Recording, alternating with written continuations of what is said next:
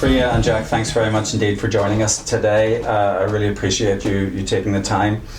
Let me start with you, Jack. First of all, focusing a little bit for those people who are watching and they maybe know a little bit about blockchain but aren't really au fait with some of the, if you like, competing technologies to create blockchain architectures and distributed ledgers. It's said that they're kind of, in order to build enterprise applications, you're probably looking at Ethereum, public blockchain, Hyperledger, or indeed R3. So you're one of the big players in this space, one of the enabling players.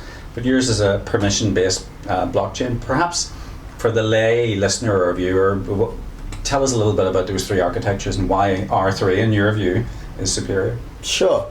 So thanks for having me. It's nice to be out of the house. I think one of the key differences about R3's Corda is, as you say, it's a private permissioned system. And what essentially that means is that when we are exchanging data on the platform, within Corda you're doing it within a private network that you're a member of, and that is a controlled network that is set up by many of the examples we have by, for instance, if I'm thinking about the project we have in Italy, the Spunta project, which is an interbank reconciliation project. The Italian banking industry is that network, and so the only people that can see the transactions on that network are members of that network, trust one another, and obviously have a kind of mature business relationship with one another. What that means is that they're comfortable exchanging data and only exchanging the data that they want to. That's in contrast to some of the other platforms, some of those you mentioned, where actually the ability to control the data you're sending and who has visibility of that data is not as strong as Corda. So I guess privacy is kind of one of the main features of Corda, and that's certainly something that we've seen be a real advantage to us, and one of the reasons why we built Corda from scratch. So we started out in 2015, and a few of our guys were asked to investigate the marketplace on behalf of banks and say, what platform should we be using to use DLT?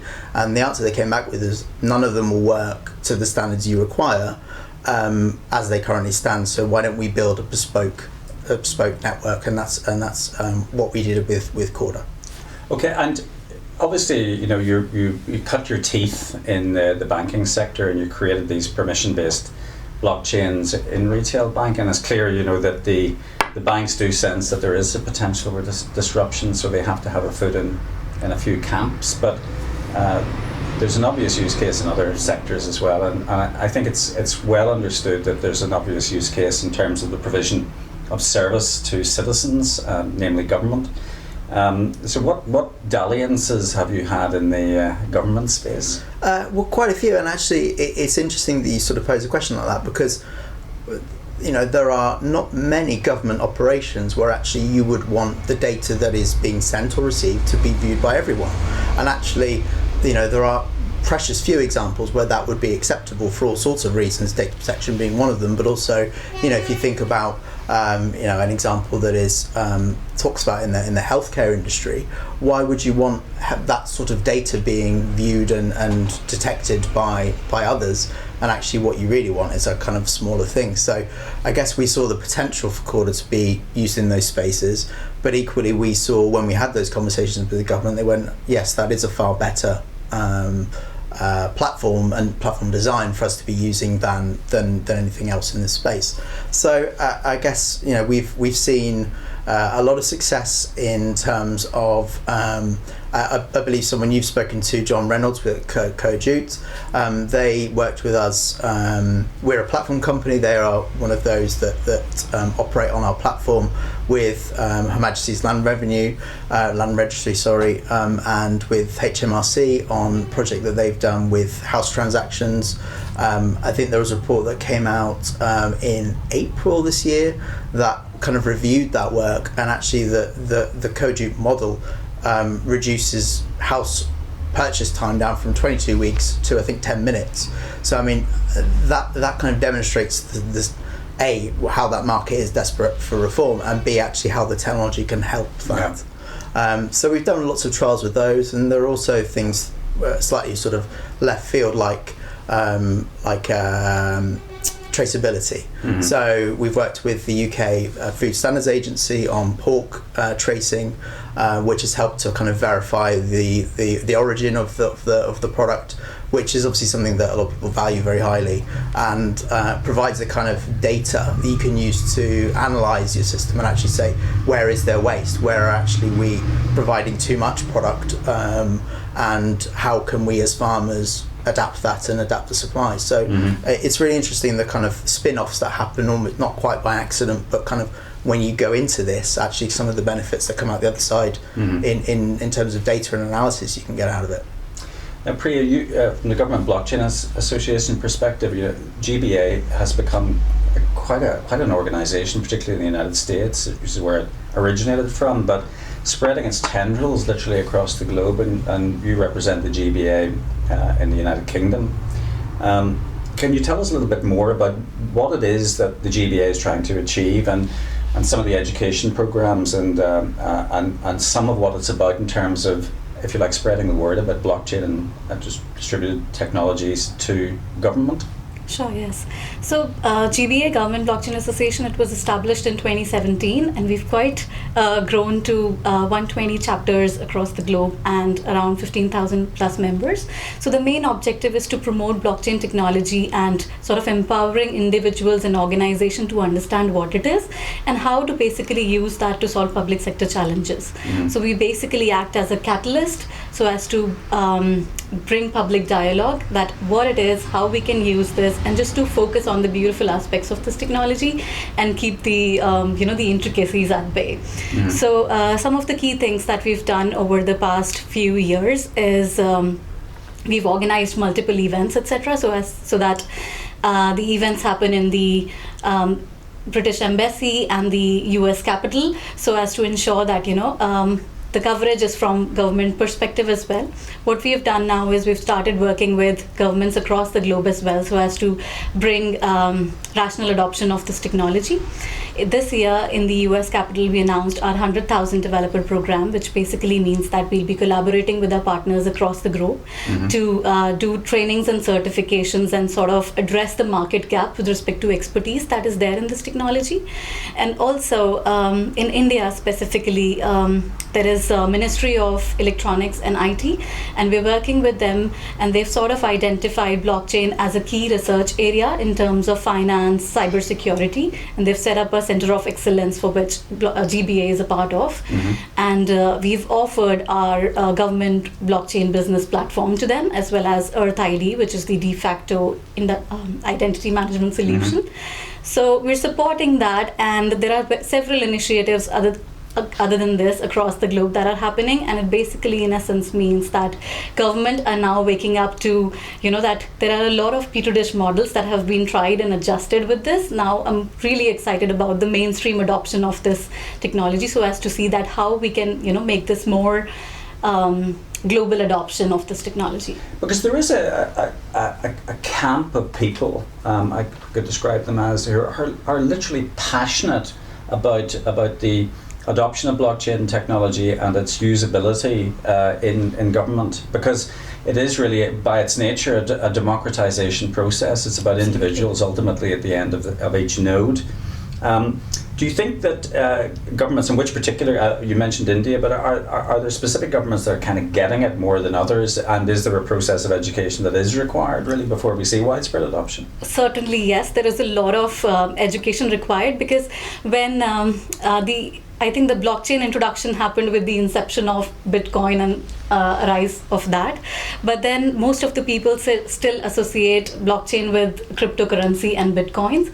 So that sort of differentiation is very important in terms of understanding that, Bitcoins and other cryptocurrencies are one sort of application of blockchain. There is so much more that you can do with this technology, and if you focus on that, so that sort of knowledge is definitely needed.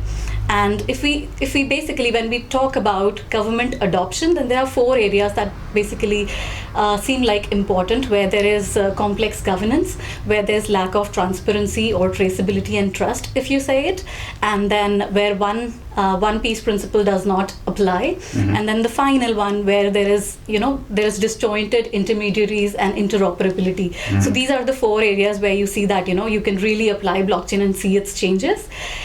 Key things that we have seen is land registration, as we talked about, and then identity management and its more areas. Healthcare, specifically after healthcare and supply chain, I would say specifically after COVID, we've realized that how disjointed our supply chains with respect to medical supplies and groceries were. So this has sort of been an eye-opener, and a lot of action has been going on in discussing with key members of the organizations and the government, so as to how we can really bring this all together and sort of nail this thing, that if pandemic like this were to happen again, then we are better prepared in terms of communication as well as managing it better. Yeah. But to an extent, Jack, we're coming full circle, aren't we, as well? Priya mentioned, that we start the whole blockchain movement was very much libertarian-led, because it was a reaction really to the 2007-2008 crash and therefore the emergence of cryptocurrencies. But now, of course, there's a whole big question mark over the nature of currency, and this has kind of emerged organically. It's not something that has been popularized by any particular group, but increasingly the nature of currency and the management of currency and central bank management is coming under question. The whole question, some of the fundamental questions about sovereignty of currencies as well, because in many cases some of the banks are becoming more important than indeed the central banks under which they serve. So, what are some of the things that are emerging in the whole currency world that potentially is going to drive new use cases? I think there's been a really sort of interesting development in this space. You're right to point to things like Bitcoin, I guess the ultimate cryptocurrency, and that's only the original, and how people use that. And to be frank, the uses for it is often as an investment, very highly speculative investment vehicle, than actually a currency. But what we're seeing is actually, right, well, what problems could it solve? What problems could it actually do? And what we're certainly seeing in the Western world is an increasing amount of more digital payments being used. And what I mean by that is whether that is through your internet banking, or probably more commonly through your kind of contactless payments on your cards. And in nations like Sweden, where I think it's as low as sort of 10% for all transactions that are used with cash.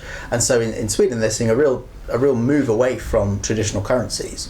Now, that isn't necessarily a huge problem, but what it does illustrate is, well, where is it that the central bank, where are the levers that we would traditionally use, and they're still very much alive, but also how precisely are we adapting to the modern world. And there has been a real shift away from, I guess, the cryptocurrencies, which you wouldn't put your savings in, which is ultimately really what we're kind of talking about here with currencies, because it fluctuates so much in value, and into a world of what's called stable coins. So a kind of whether that is a token that is pegged automatically to $1, so it has a fixed price, or any other currency, but essentially it says you can have confidence in this currency as being something that you could get a mortgage in, you could bank in, and the private issuance of stable coins is been a hot topic. The Libra Foundation last summer kind of came out into the world and said, we're going to do this. It's fair to say regulators' response was, you may, but certainly not for a while, and not until they answer some very important questions. But what that has, I would suggest, seen is that activities that we were involved with in the kind of wholesale space and in cross-border payment space, in places like in Canada, Project Jasper, in Malaysia, Singapore, Hong Kong, Thailand, where they were really interested in central banks in central bank digital currency, how you could make large value payments using it, which decreases a lot of the risk involved in some of those systems.